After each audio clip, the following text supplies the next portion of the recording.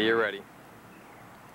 Hi, I'm Steve Cook, the property owner, and my tale of woe has a happy ending. I decided I wanted a putting green. Actually, I wanted something closer to a golf course, and I designed something that would allow me to play to an upper tier and a lower tier, so I could have hopefully as many as 9 different locations in my backyard, playing first to the top and then to the bottom and then go to another location playing the top and the bottom to create something like a 9-hole par 27. And I just got on the internet and contacted several artificial turf companies. The reason being, I have a friend who has natural greens, and although they're great to shoot shots to, you had to hammer the ball because he was having it maintained by professionals, but they would only come once every, or maybe twice a week at best, and it was expensive, and it just wasn't what I was interested in. And I had heard the grand promises of deep sand-filled greens, that they would hold a shot from 150 yards, and I selected samples from several companies. I had an 8.5 by 11 schematic of my yard with the green area diagrammed into it, with arcs around 30 yards and 50 yards, and I faxed this to the people I decided to go with, and they sent me the material, and I had a contractor who did my irrigation system, who also happens to design or has installed natural greens, and he is a golf course consultant. He's very good with elevation and drainage and things of that nature, and they told us it was a do-it-yourself situation, and they sent us the video. We studied the video. We ordered the material, and we had the contractor bring in the small crushed gravel like they suggested, and we had a riding compactor, and we put down what we thought was a real good sub base, and we talked to the manufacturer on the phone almost daily and told him what we thought, and he gave us his opinions, and we followed the instructions to the best of our abilities, and we considered ourselves to be reasonably intelligent people. The first problem we had was there was moisture in the sub base, and when we glued the seams down, the adhesive sucked down through the sealing tape down into the sub base, and the green material, the carpet, did not stick together, but in fact the tape stuck to the sub base. So he said, well, no problem, what you need to do is cover it with plastic and then glue it down. And so we did that, and we got the thing to stick together, and then we put the sand in it, and I thought, gee, this doesn't even look green. It looks more white because the sand was sticking all the way up in it.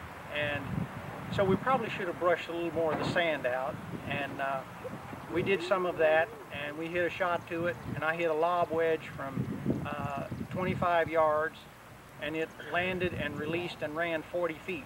A lob wedge should not run 40 feet on impact. So I told him this was completely unacceptable. We did not even cut the holes in the carpet for the cups. And he said, well, I can fix that. Give me a couple of weeks.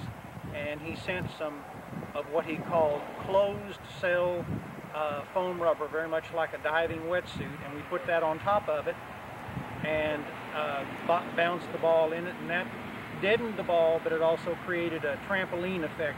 It was far from any kind of a solution. So then we lifted the carpet up and put the foam rubber underneath it, and that may have been a bit better, but it was far from any kind of a solution. So then someone told me that if you had micro grains of rubber in with the sand, that softened it, and if you had a longer fiber, that would make it hold the green better. And so I started pursuing that and got on the internet again, and this is the point I ran into Mirage putting greens. And I talked to Mr. Dale Potts, and he said, oh yes, we've taken out a number of those deep sand-filled greens because they simply do not perform as advertised, which I found to be true. And he said, people tell us how unhappy they are, then we never hear from them again. Well, he heard from me again.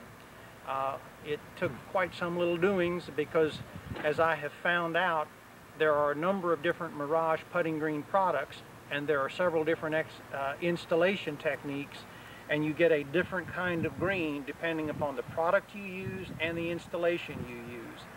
I was told the nearest place to go look at what I wanted was Huntsville, Alabama, or I could come to Florida. So my installer, he and I flew to Florida, and we thought we were going to see everything, but in fact we saw one type of green that's a great putting green, but it wasn't what I wanted. But yet they convinced me that their product that they do have would work with the right installation. And I had to wait for a specially manufactured product that they call their golf course material, because it's a little deeper and a little thicker, and it checks the ball up more than a putting green. And I thought, well, I'm willing to sacrifice some putting speed in order to get the checking qualities that I want. And incidentally, I hit a lob wedge up here, and it landed, bounced, checked up, and backed up 2 feet, which is better than what I hoped it would be. However, it putts plenty fast. And he said if we add a little more sand, it would be even faster. I said, I think it's faster than my country club greens already. I'm delighted to say that you cannot find the seams. On the other deep field, the seams were painfully obvious, but the deep sand field was unsatisfactory in every way, shape, and form. And I do not believe that it was simply a matter of having chosen the wrong manufacturer or the wrong dealer of a deep sand field green. I just believe a deep sand field does not in any way simulate a realistic green. And I'm very happy with what I have so far. But we're not finished. We're going to put in some very deep rough material for fringe and put a sand trap in there. And then we're going to saw it around here with zoysia grass, which the NC State Department of Turf Grass said would be the best kind of grass to hit off of it because it would heal quickly and it could be mowed closely. And within another 3 or 4 weeks, I expect to have a really nice little place to play golf. Great.